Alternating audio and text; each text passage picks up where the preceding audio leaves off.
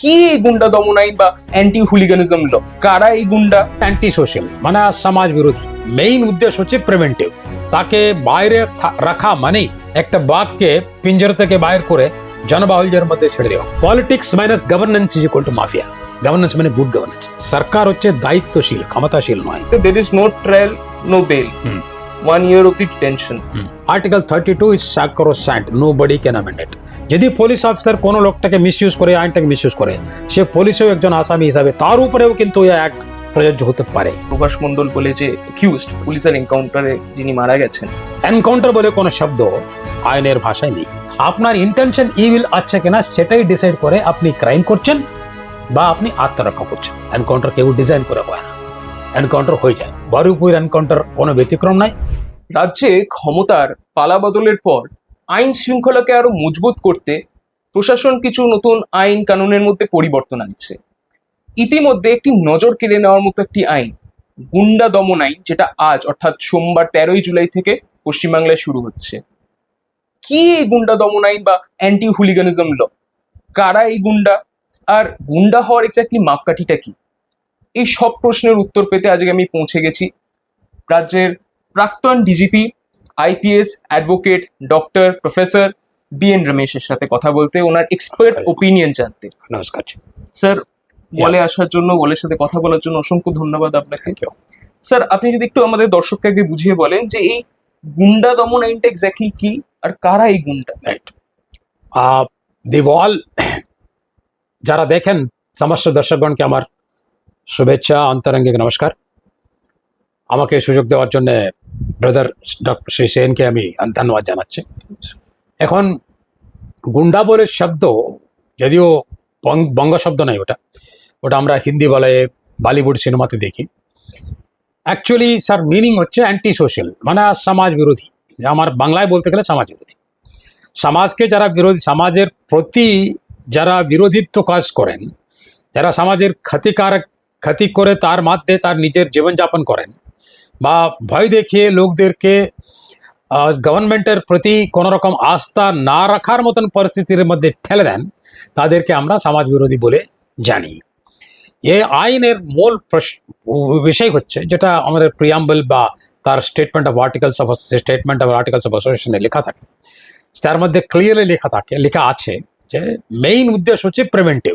এর সঙ্গে আমরা যদি কম্পেয়ার করি, মহারাষ্ট্রতে কিছু ডেকেডস আগে মকোকা বলেছিল, Maharashtra act of prevention of organised crime act, MCOCA বলা হতো। সেই মকোকার বেসিসে আমরা ছত্তিশগড়, মধ্যপ্রদেশ, অন্যান্য জায়গায় আমরা অনেক একটা দেখলাম। মকোকা হলো একটা detection and conviction with evidence, কিন্তু এখানে এই অ্যাক্টে প্রিভেনশন অ্যাঙ্গেল, মানে এখানে প্রভিশন রয়েছে যদি ইন্টেলিজেন্স বা প্রিভিয়াস কনভিকশনস থেকে থাকে এবং একজন ব্যক্তি সমাজ বিরোধীর কার্যকলাপে এত গভীরভাবে উনি নিজে লিপ্ত হয়ে গেছেন, তাকে বাইরে রাখা মানেই বিশৃঙ্খলতার রাখার মানে একটা বাঘকে পিঞ্জর থেকে বাইর করে জনবাহুল্যের মধ্যে ছেড়ে দেওয়া হতো। তারপরে আমরা শুধুমাত্র তার গুডউইলের উপরে নিশ্চয় করা, তার বিষয়, তার নিজের ডিসক্রিপশন উপরে আধার করা ছাড়া আমরা কিছু করতে পারবো না। অথবা উনি গিয়ে ওই রকম সমাজ বিরোধী নামক একজন ব্যক্তি কাউকে খুন করলেন, তো খুন করার পরে আমরা গিয়ে আবার পঞ্চনামা করে, তদন্ত করে, এফআইআর করে আবার ওনাকে ধরার জন্য চেষ্টা করব। উনি যাবেন, বেল পাবেন, আর একটা খুন করবেন। একটা এক্সাম্পল বলে দিই আপনাকে। রিসেন্টলি হায়দ্রাবাদে, তেলেঙ্গানায় একটা মাইনর রেপ কেস হয়েছিল, মলেস্টেশন রেপ কেস হয়েছিল। একজন বিবাহিত লোক তার স্ত্রী থাকার সত্ত্বেও 15-20 বছরের একটা মেয়েকে তিনি অ্যাটেম্পটেড রেপ করেছেন এবং তেনার মা এবং গ্র্যান্ডমা ওনারা অপোজ করছিলেন। তারপরে তেনাকে অ্যারেস্ট করা হলো। কিছুদিন 3 মাস বা 4 মাসের পরে উনি বেল পেয়েছেন। বেল পেয়ে সঙ্গে সঙ্গেই 6খানা খুনি করলেন উনি, নিজের স্ত্রীকে, নিজের সন্তানকে, ও মেয়েকে, ওর মেয়ে মাকে, ওর মেয়ে ঠাকুমাকে, 6 জনকে। তো এরকম লোকদেরকে আমরা সমাজ বিরোধী না বলি এবং ওনাকে যদি বেল দেওয়া থাকে, এখন প্রশ্ন উঠছে ওনাকে কেন বেল দেওয়া হলো। এখন বেল তো প্রতিদিনই আমাদের হাজার হাজার কেসে bail is a matter of right. Nobody, আমাদের রাজ্যে, আমাদের ভারতবর্ষে একটা আইন রয়েছে যে অ্যাংলো স্যাকশন অ্যাক্টে, অ্যাংলো স্যাকশন জুরিসপ্রুডেন্সে বলা হয় যতক্ষণ কাউকে প্রুভ করা হচ্ছে না ততক্ষণ সবাইকে অ্যাজিউম করা হবে তিনি ইনোসেন্ট, তিনি নিরপরাধ। তো প্রুভ করার দায়িত্ব কার? স্টেট, यानी গভর্নমেন্টের, প্রসিকিউশনের। তো প্রসিকিউশন প্রুভ করার ক্ষেত্রে যদি ফেল হয়ে যায় বা প্রুভ করার ক্ষেত্রে যদি অক্ষম হয়, সক্ষম যদি না হয়, তিনটা স্টেজ আছে। সক্ষম না হওয়া একদিক, অক্ষম হওয়া দুদিকে, ফেলিউর হওয়া তিন দিকে। অ্যাকচুয়ালি সমাজ বিরোধীর ক্ষেত্রে যে কেসে আপনি বলেছেন, সেই ক্ষেত্রে ফেলিউর হওয়ার দিক দিয়ে আমাদের ম্যাক্সিমাম নজর দিতে হবে। কেন বলছি? যারা এই অর্গানাইজড অ্যাক্টিভিটির মধ্যে যারা থেকে থাকে, যেমন ফর এক্সাম্পল সট্টা চালায়, জুয়া চালায়, মদ আড্ডা চালায়, স্মাগলিং করে, আর ক্যাটেল স্মাগলিং করে, অথবা কোল স্মাগলিং করে, অথবা চাকরি বেচে, অথবা এমটিও আমাদের মোটর ভেহিকল সেক্টর সামনে দালালি করে, অথবা হসপিটালদের সামনে পেশেন্টদেরকে ভোকায়, অথবা রেজিস্ট্রেশন অফিসে গিয়ে লোকদেরকে হয়রানি করে, সেসব লোকদের যারা অ্যান্টি সোশ্যাল অ্যাক্টিভিটিকে তাদের জীবিকা করে যারা জীবনযাপন করেন, এবং তার জন্য একটা প্রোটেকশন রিং থাকে যেখানে পুলিশ ঢুকতে পারবে না, প্রশাসন ঢুকতে পারবে না, তারা রাস্তার উপরে দুদিকে যারা যে পিডব্লিউডি জমি রয়েছে, পাবলিকের জমি রয়েছে, আপনার আমার জমি রয়েছে, যেখানে পদাচারী জমা, সেটাকে অকুপাই করে সেটাকে আবার বিক্রি করে দেয়, রেন্ট দেয়। সেরকম আমরা গত 50 বছরে অনেক জায়গায়, শুধুমাত্র পশ্চিমবঙ্গে নয়, অনেক জায়গায় দেখেছি। একটা জিনিস লক্ষ্য রাখতে হবে আমাদের, যখনই আরবানাইজেশন বলে, মহানগর, শহর থেকে মহানগর, মেট্রোপলিস হয়ে যায়, আমাদের দেশে 5খানা মেট্রোপলিস হচ্ছে, কলকাতা তার অন্যতম। তো Kolkata metropolis most historically most important. Kolkata 1911 বছরেও আমাদের 100 বছরও আগের থেকে আমাদের ক্যাপিটাল ছিল ভারতবর্ষে। 1911 পর্যন্ত আমাদের দেশেরই ক্যাপিটাল ছিল কলকাতা। সে কলকাতা মহানগরের নানা রকম স্প্রেড রয়েছে, প্রায় 2-3 কোটি লোক কলকাতা শহরের উপর নির্ভর করেন। অনেক জায়গায় অনেক অ্যাক্টিভিটি রয়েছে। সেই অ্যাক্টিভিটির গভর্নমেন্টের মধ্যে যদি না থাকে, সেটা ছোট ছোট গুন্ডা বাহিনীদের আড়ালে চলে যায়, কন্ট্রোলে চলে যায়, তাহলে কিন্তু গভর্নমেন্ট বলে কোনো জিনিস থাকবে না। আপনাদেরকে জানাই, আইনের শাস্ত্র পলিটিক্যাল সায়েন্স শাস্ত্র থেকে এসছে, রাজনীতি শাস্ত্র থেকে। পলিটিক্যাল সায়েন্সে একটা ডিফিনিশন রয়েছে, স্টেট মানে এটা কি? স্টেট মানে 4খানা অঙ্গ। ফার্স্ট অঙ্গ হচ্ছে সে সভারেনিটি, সেকেন্ড অঙ্গ টেরিটরি, থার্ড হচ্ছে government, fourth and most important is population. যদি পপুলেশনের জন্য প্রভুত্ব, यानी প্রশাসন যদি না থাকে, প্রজাদের জন্য শাসন যদি না থাকে, সে প্রশাসনকে আমরা কুশাসন বলতে বাধ্য হব। আমি এর জন্য বলছি প্রজা শাসন। প্রজা মানে, আর আমাদের অর্থশাস্ত্রে চাণক্য লিখে গেছিলেন, প্রজা মানে আমাদের থেকে জন্ম নেওয়া। রাজা মানে কে? রাজা মানে যারা রঞ্জন করে প্রজাদেরকে, यानी রাজা মানে একটা দায়িত্ব। আপনি বললেন একটা কথা, একটুখানি পারমিশন দিলে আমি সেটাকে আমি অ্যাকসেপ্ট করতে পারছি না আপনার পারমিশন নিয়ে। আপনি বললেন ক্ষমতা বদল, আমি বলবো না ক্ষমতা বদল হয়নি, এখানে দায়িত্ব বদল হয়েছে। ক্ষমতার দায়িত্ব মধ্যে জমিন আসমানের ফারাক রয়েছে। সরকার হচ্ছে দায়িত্বশীল, ক্ষমতাশীল নয়। যারা দখল করে তারা ক্ষমতার কথা বলে। ইদানিংকালে আমরা দেখেছি যারা যারা ক্ষমতার পেছনে দৌড়ায় তাদের কি গতি হবে আমরা পশ্চিমবঙ্গে দেখছি। ডিম ট্রিটমেন্ট হচ্ছে, নানা রকম গোবর ট্রিটমেন্ট হচ্ছে, এরকম আমরা অনেক জায়গায় দেখছি। শুধু পশ্চিমবঙ্গে কেন, আমরা আরেবিয়ান কান্ট্রিসেও দেখেছি 10-12-14 বছর আগে। ওটাকে বলে রোজ রেভলিউশন বলা হতো, গোলাপ রেভলিউশন। অনেক জায়গায় দেখেছি যেখানে ডিক্টেটরশিপ হয়ে যায়। এর জন্য আমি একটা ইকুয়েশন ডেভেলপ করলাম, politics minus governance is equal two mafia. Politics খুবই মোস্ট ইম্পর্ট্যান্ট দায়িত্বশীল প্রফেশন পলিটিক্স। সে পলিটিক্স হচ্ছে সার্ভিস। পলিটিক্স কিন্তু ক্ষমতার ইন্টারপ্লে নয়। পলিটিক্স থেকে যদি গভর্নেন্স বলে মোস্ট ইম্পর্ট্যান্ট দায়িত্বকে আপনি বের করে দেন, তাহলে যে থেকে গেল সে শেষ অংশকে বলা হয় আমার মাফিয়া। यानी মাফিয়া কি পলিটিক্সকে ডিফারেন্সিয়েট করে গভর্নেন্স মানে গুড গভর্নেন্স। আমাদের পশ্চিমবঙ্গের 11 কোটি লোকদের মুখ্যমন্ত্রী মহাশয়ের কাছে দায়িত্বশীলতা রয়েছে। তিনি বারবার বলছেন, আমি 11 কোটি বাংলা মানুষের জন্য আমি দায়িত্ববদ্ধ, আমি প্রশাসনকে দিচ্ছি এবং দিয়ে যাচ্ছেন উনি, যার পদে উনি ইলেক্টেড রিপ্রেজেন্টেটিভ। উনি শুধু এমএলএ নয়, উনি leader of the ruling alliance here, ruling party, যার জন্য ওনার দায়িত্বের মধ্যে পড়ে। ওর জন্য উনি মানে না, শুধু ক্যাবিনেট না, শুধু এন্টায়ার এমএলএ অ্যাসেম্বলি সেশন ওনারা এই আইন নিয়ে এসছেন। এই আইনের প্রযোজ্যতা হচ্ছে এই কি, এরকম সমাজ বিরোধী কার্যকলাপের ঘোর দমন করে তাদের গ্রস্তকে, জনগণকে বাঁচানো এবং জনগণের একটা আস্থা রাজ্যের উপরে, রাজ্য প্রশাসনের উপরে, রাজ্য পুলিশ প্রশাসনের উপরে যেন অখণ্ডভাবে থাকে। এর জন্য স্যার আপনার কথা শুনে একটা জিনিস আমি বলবো, আলেকজান্ডার পোপের একটি কবিতা ছিল অ্যান এসে অন ক্রিটিসিজম, সেখানে উনি বলছেন to err is human, to forgive is divine. যে এই গুন্ডা দমন আইন, এটাতে there is no trial, no bail, 1 year of the detention. Let's say ভগবান না করুক যে কোনো পুলিশ অফিসার কোনো সাধারণ ইনোসেন্ট মানুষকে যদি এই আইনে ধরে নেয়, তার কি হবে? Right, excellent question. যে কোনো আইন আমাদের ভারতবর্ষে, আমরা গণতন্ত্রে বসবাস করি, বিশ্বাস করি বলছি না, বসবাস করি। আমাদের চেকস অ্যান্ড ব্যালেন্সের সিস্টেম আছে, যে অ্যালেক্স টোকিওয়েলি বলেছিলেন আমেরিকান কনস্টিটিউশন সম্বন্ধে। বিশ্বে দুটো গণমান্য কনস্টিটিউশন হচ্ছে, একটা হলো আমেরিকান কনস্টিটিউশন, একটা হলো ভারতের সংবিধান।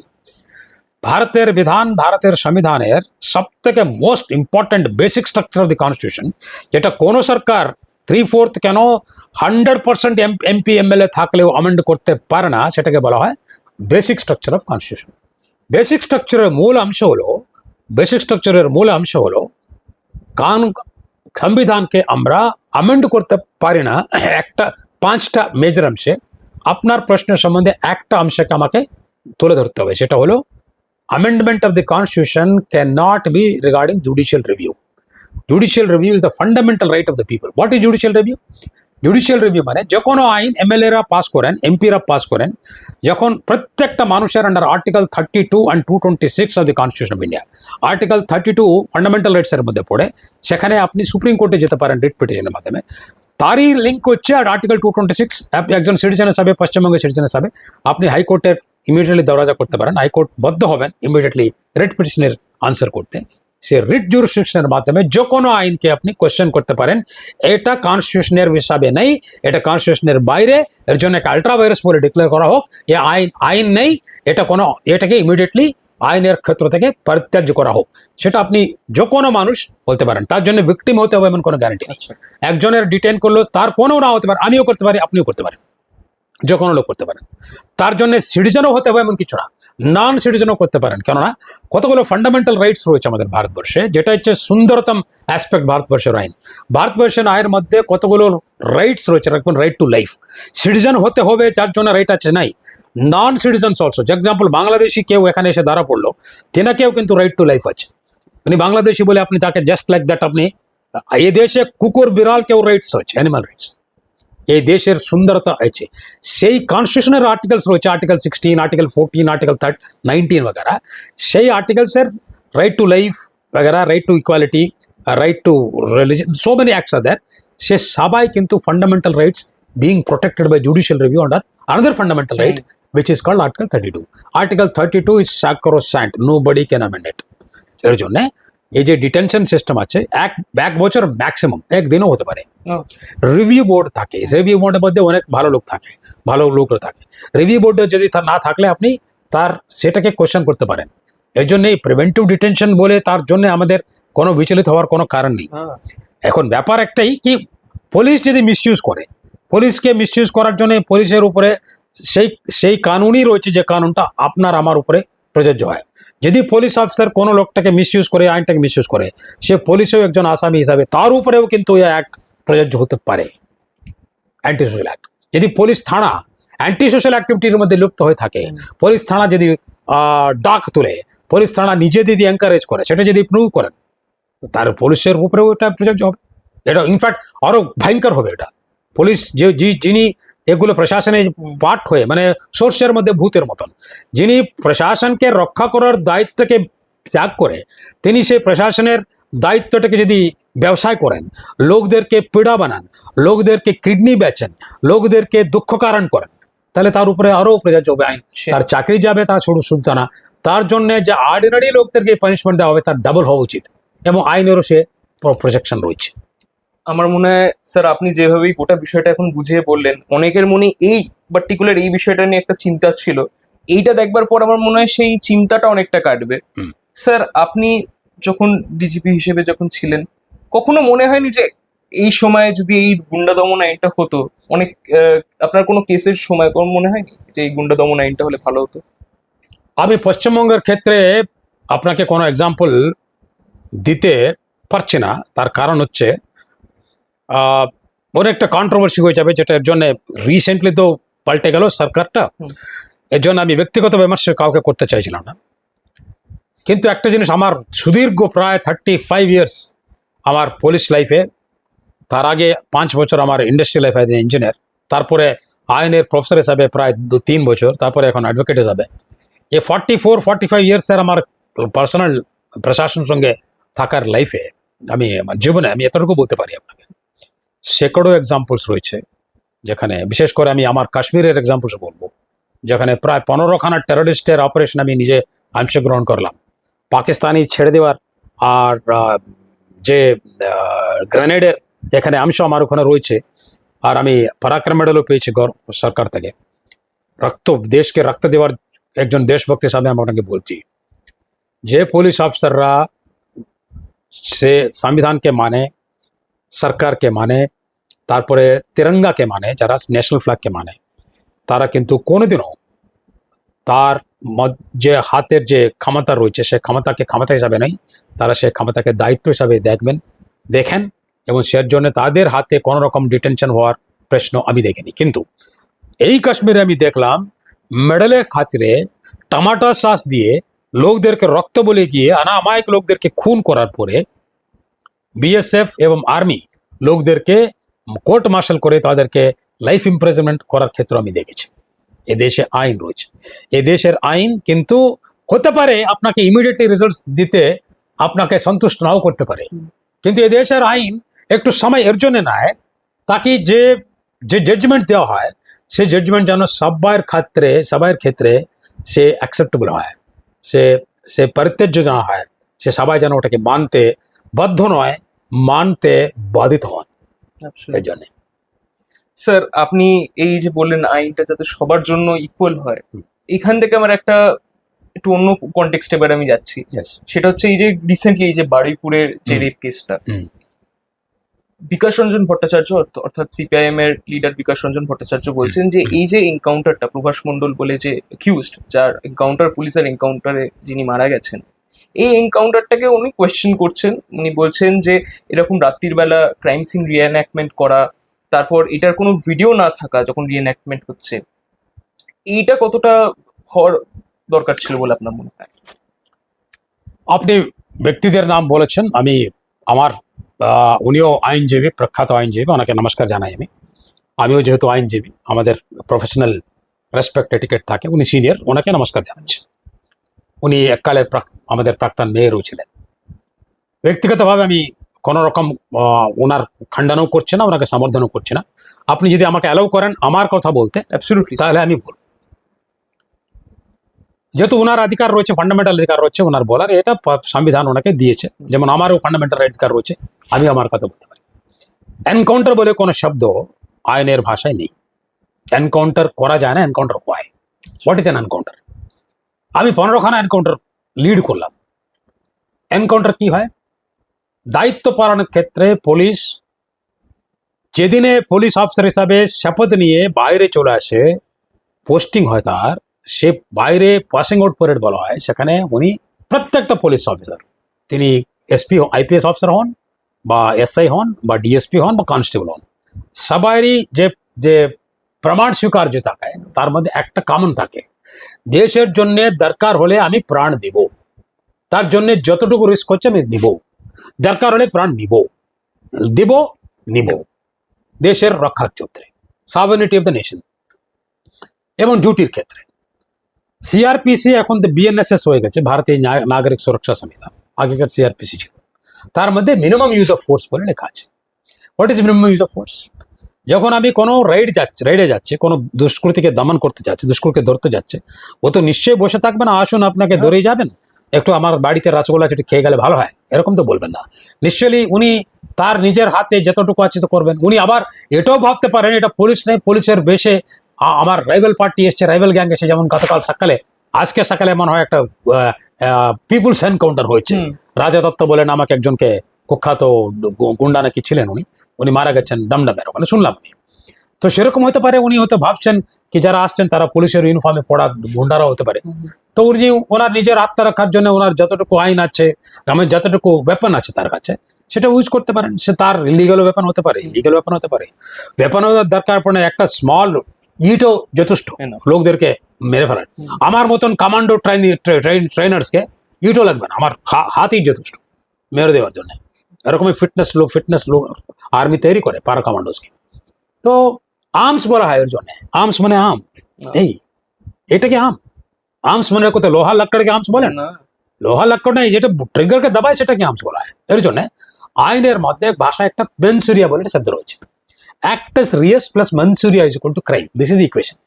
অ্যাক্টাস রিয়াস মানে মডাস অপারেন্ডি, মেনসুরিয়া মানে ইভিল ইন্টেনশন। আপনার ইন্টেনশন ইভিল আছে কিনা সেটাই ডিসাইড করে আপনি ক্রাইম করছেন বা আপনি আত্মরক্ষা করছেন ওকে, এনকাউন্টার ক্ষেত্রে। না, এনকাউন্টার কি করে হয়?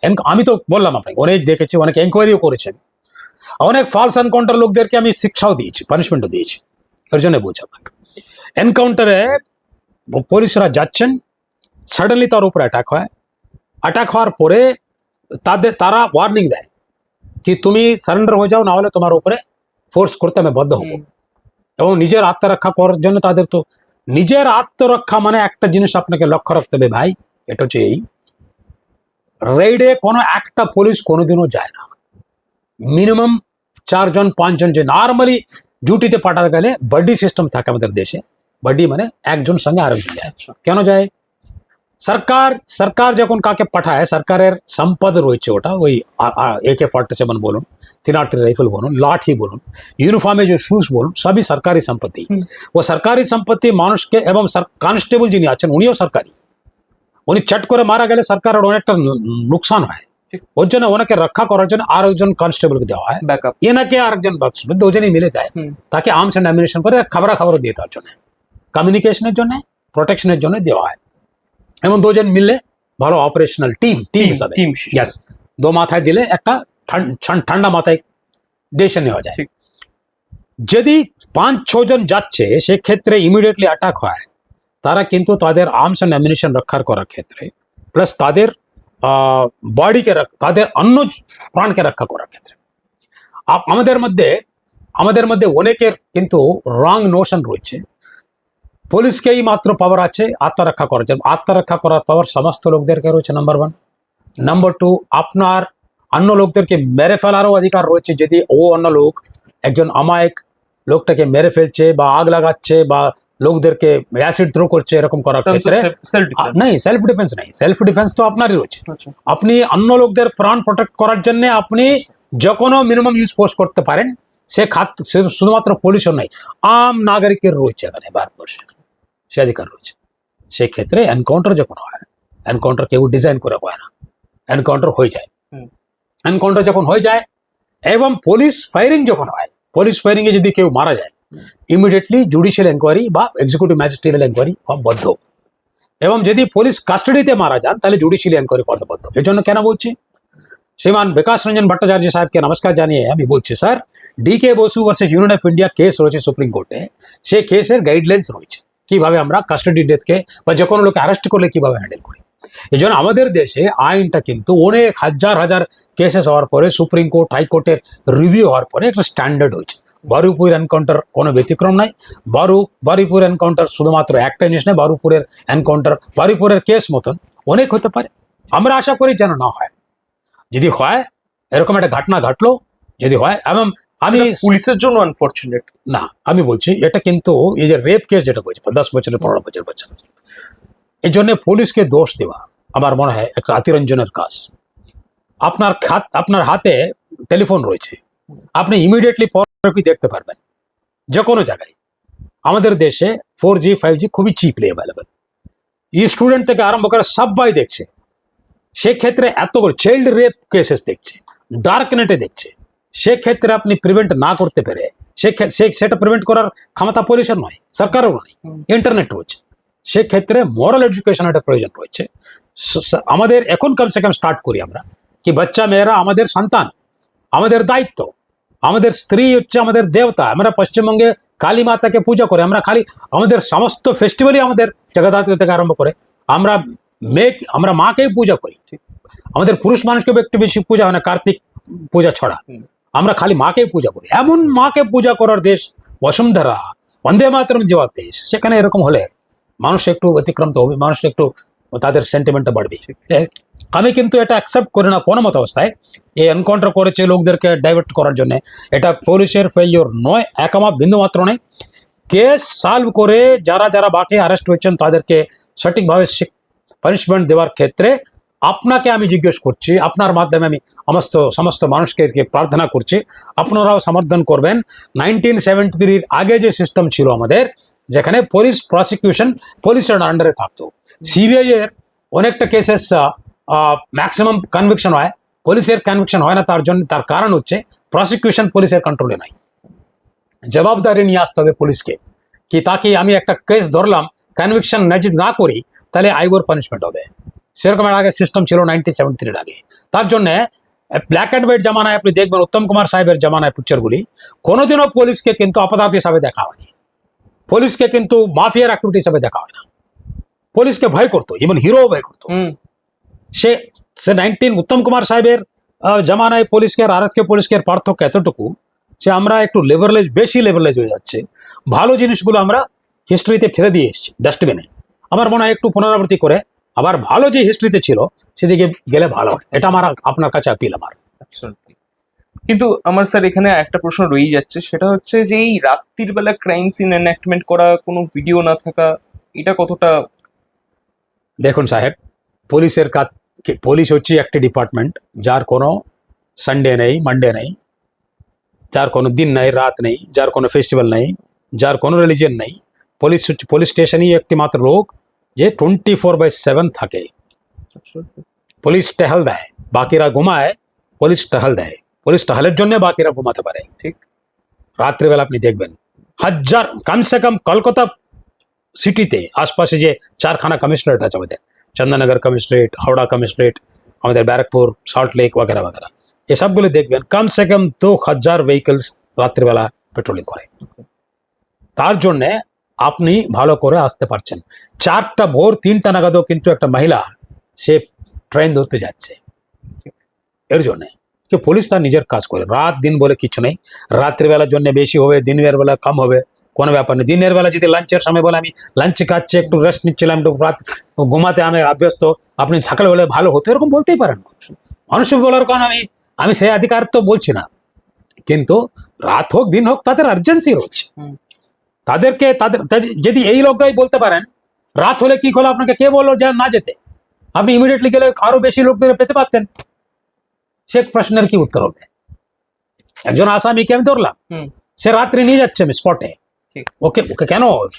ক্রাইম সিন রিকনস্ট্রাকশন করার মেন উদ্দেশ্য নাই, রিকনস্ট্রাকশন করার মেন উদ্দেশ্য নাই।